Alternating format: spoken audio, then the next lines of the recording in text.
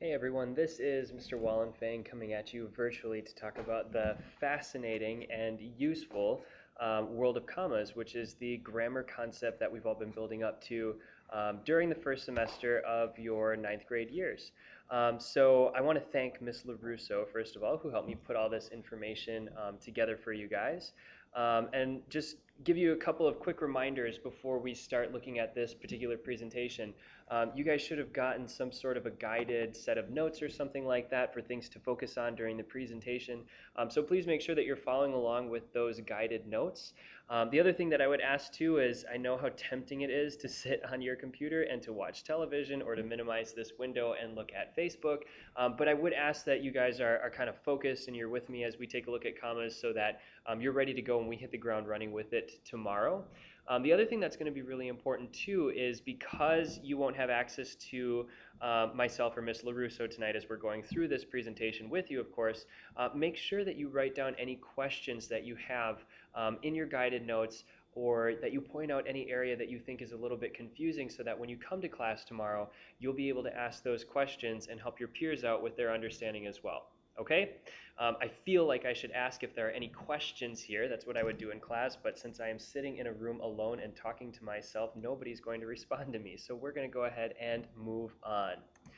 In order to be able to start talking about commas, we first have to really fast review clauses, which we've been talking about quite a bit recently. The reason we have to review clauses is because so many of the comma rules that we're going to talk about depend on being able to understand clauses. So, fast question, what makes a clause? And in your heads, a light bulb should be going on because you all know that in order to be a clause, you absolutely must have a subject and a predicate, or in the simplest sense, a subject and a verb.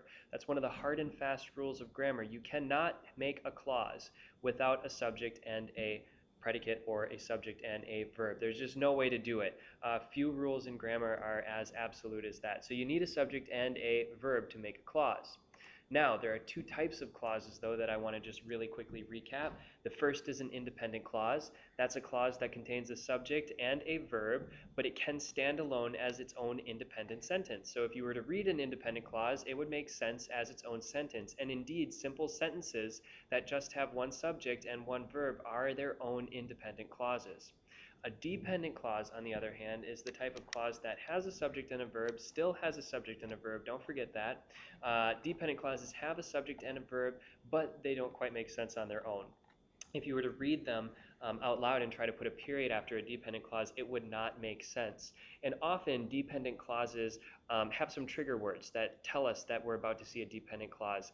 And usually those trigger words are what I've called transition words, which is a very large, non-specific category of words that includes things like although, despite, because, since, according to, after, before, etc., etc., etc.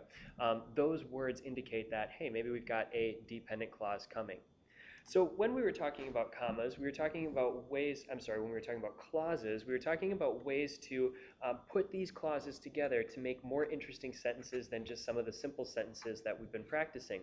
And that brings us to our first comma rule, which should be a review for most of you, and that is using commas to join together two independent clauses. So, if you got two independent clauses, which are two clauses again that could stand as their own as a sentence if you wanted, but if you want to join those two clauses together to make a more interesting or complex sentence, you can join them together, and what you join them together with is a comma followed by a fanboy, or the fancy name for a fanboy instead of the street name is a coordinating conjunction.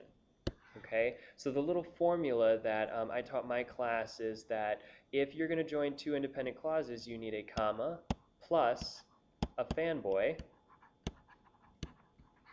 and that will give you two independent clauses. Okay, so let's take a look at these sentences. Probably a lot of this is review for most of you, but if we're looking at these two sentences here, I wanted to go and see Skyfall this weekend, but my mother said we were too busy. Nice little throwback question for all of you James Bond fans out there. But we have two independent clauses. Very quickly, I'll just go over this. I is our subject. Wanted to go and see is our verb phrase.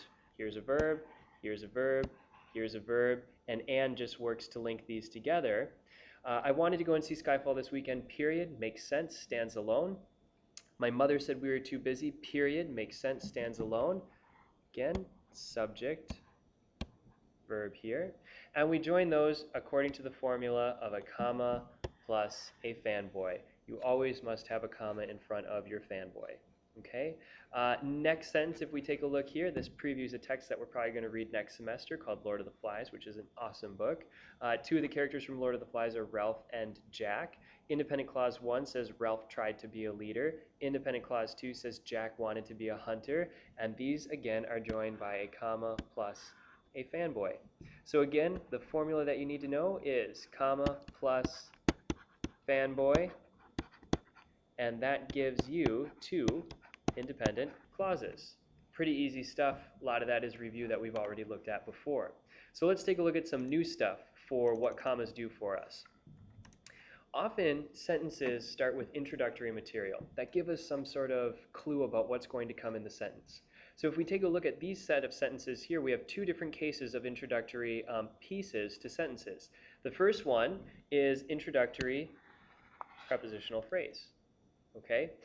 In an introductory prepositional phrase, you must have that part of speech called a preposition. So if you take a look here, all of these start with preposition words: after, on, during. And again, a preposition word is a part of speech that gives you some sort of indication about time, location, or direction. Okay? After would give us a sense of time, on would give us a sense of location, and during would give us a sense of time. Now what you can do is you can use these prepositions to create little mini phrases that give you an introduction to your sentence. So for example, after the movie, comma, we went to the mall. This tells us when we went to the mall. We went after the movie. So it's a little piece of introductory material that's kind of nice because it gives you some added context for your sentence.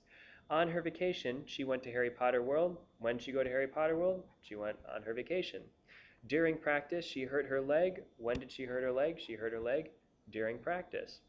So these preposition words then are acting as keywords for when you're going to see introductory material, and then you must always punctuate it with a comma. Not too hard. If we move on from prepositions and we take a look at full-on dependent clauses, they follow this pattern really closely.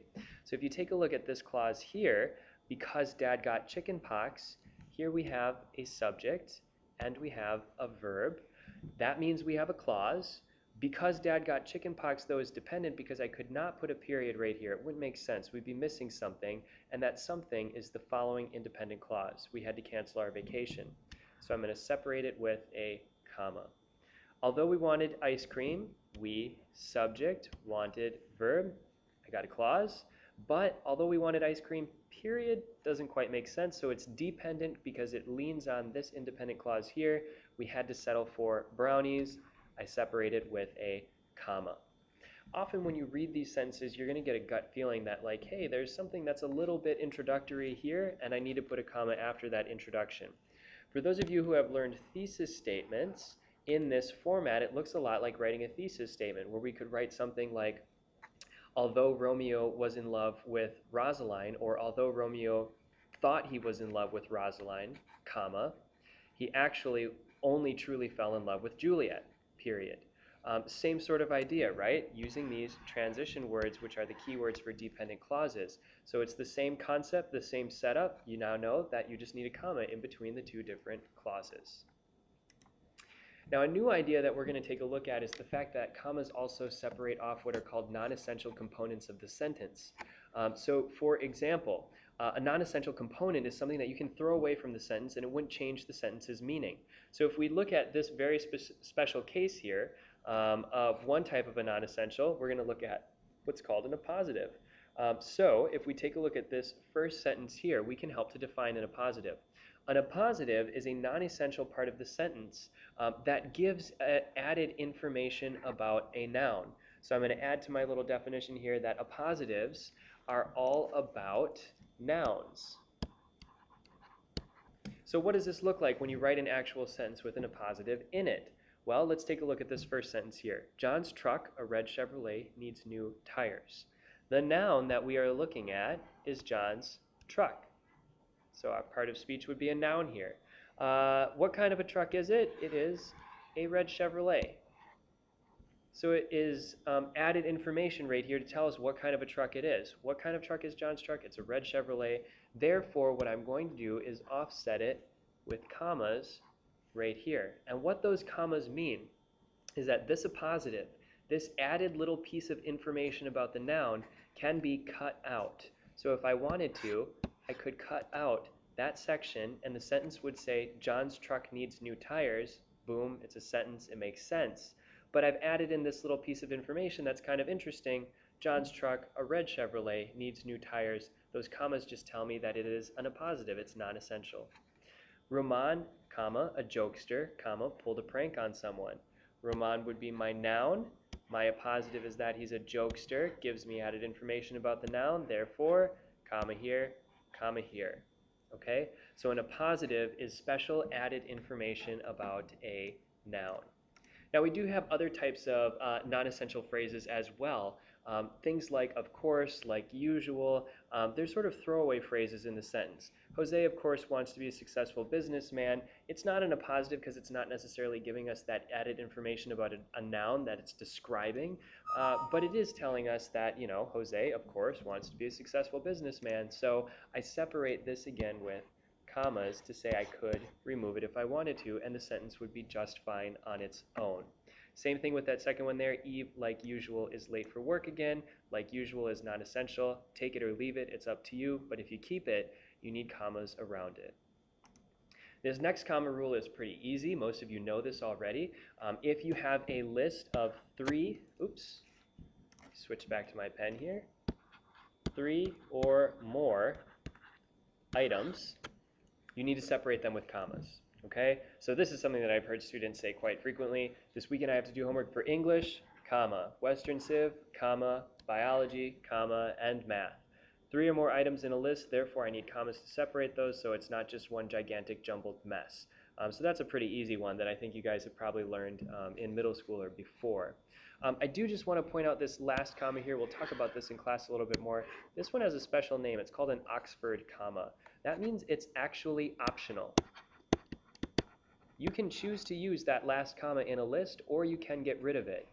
What that means is that you need a comma in a list right here, and you need a comma in the list right here, but this comma, you can take it or you can leave it. It's totally up to you. That's a stylistic choice that you can make when you're using commas. And who thought you had so many choices when you are using commas? Okay, so the last one in a list is called an Oxford comma. Take it or leave it, doesn't matter. And we will switch to our last comma rule then. Commas separating coordinating adjectives. Look, that's a really fancy title for a really easy comma rule. Basically what this means is if you have 2 adjectives in a row, you need to separate them with a comma. So for example, in this sentence, the large green poinsettia was starting to turn red. Here is adjective number 1 describing the poinsettia. Here is adjective number 2 describing the poinsettia. 2 adjectives in a row, so I then need a comma to separate them. And basically that comma just takes the place of and. So I could rephrase this and say the large and green poinsettia was starting to turn red, but if I don't want to do that stylistically, then what I need is a comma. So if you have 2 adjectives in a row, you should separate them with a comma. And that is it. Those are our major comma rules that we are going to focus on and start to integrate into your writing for the rest of the semester. So once again, make sure that your guided notes are, kind of ready and set for tomorrow. Make sure that you've jotted down any questions that you have about these comma rules and come in tomorrow ready to talk about commas and ready to start using them in your writing, which I know sounds like a fascinating prospect for all of you. Thanks for listening, and we will see you tomorrow for Grammar Day. Have a good night.